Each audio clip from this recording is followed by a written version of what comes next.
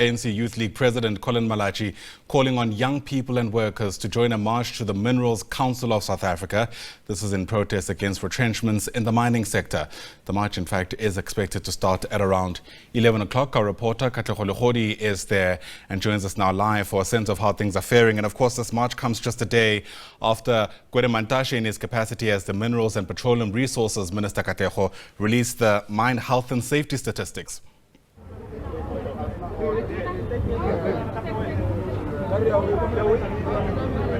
Well, a very good morning to you, Ayanda, and to our viewers at home. Struggling to hear you there because of the heightened presence of young people here in Rosebank this morning. So we see them just converging here outside the Minerals Council in Rosebank, Johannesburg. We're told, Ayanda, that there are about 50 buses that will stream into this part of Johannesburg this morning to form part of this picket outside the Minerals Council.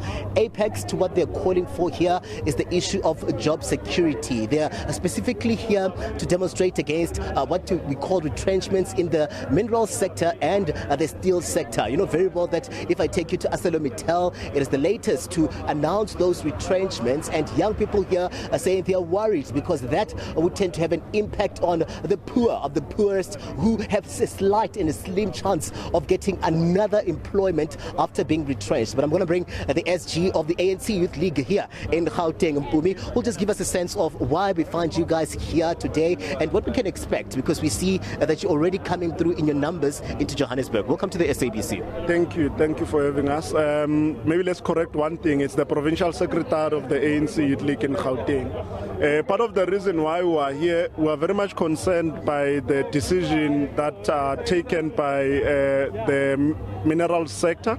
We are here to demonstrate at the employer organization, which is the Minerals Council of South Africa, to say they must look at alternative way to resolve the impasse. We want to implore on them that already South Africa is facing an unemployment crisis of currently the unemployment rate is at around 41.9%, which is extremely high. And if we cut just above 3,500 jobs, it means we are adding to the crisis. So we are here to send a message that can they look at alternative measures that they can ensure that at least these jobs are saved that they want to shed off. You often hear the employer just talking about the fact that the economy is also affecting them as well. So they would introduce this Section 189 as a last resort as we see them moving to try and stabilize also the entities. Does this stand? How can they navigate the economy without having to more or less shed jobs? Yeah, there are various alternatives that they can look into. Firstly is to have a reduced number of working hours for the employees. Secondly, they can look into reduced dividends, reduced reinvest their profits into the sector. So we are saying there are a number of alternatives that they can look into. All we are saying is that can they show humanity to these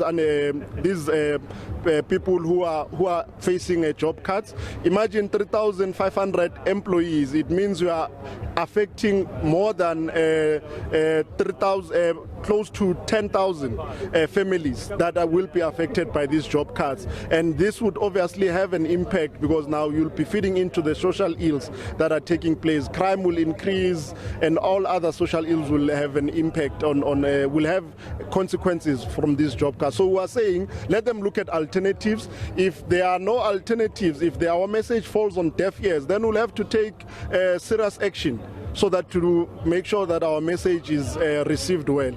Yeah, and we know very well that government also cannot be removed from all of these developments around the job losses. Where do we then place the ministry? When we see some of these developments, most of them would be in government, in terms of the Government of National Unity. You are part of the ANC. What is it that government then is doing to try to protect the workers from this vulnerability coming from the Section 189? Yeah, firstly, from a microeconomic perspective, government needs to increase its spending. They must do away with austerity measures. They must do away with budget cuts so that when it increases spending, we know for a fact that there'll be a multiplier effect, there'll be a demand, people will have income, there'll be a demand of goods and services, and therefore there'll be more employment. So we are saying to government, let them increase their spending into the economy, and then in terms directly affecting the mineral sector, we are saying government needs to come in, and how they come in, they have to ensure that all necessary policies that exist, they are implemented. For example, we know for a fact that all these companies and that are operating in the sector, they don't fulfill their social labor plans, and it's something that we are very much concerned about. For example, just here in Gauteng, we have more than 2,000 mines that are operating here, and none of them is actually implementing their social labor plans, which also is one way of mitigating the social ills that are affecting our communities. Are you talking to Minister Mantashe? Are you going to be taking a similar demonstration to his office?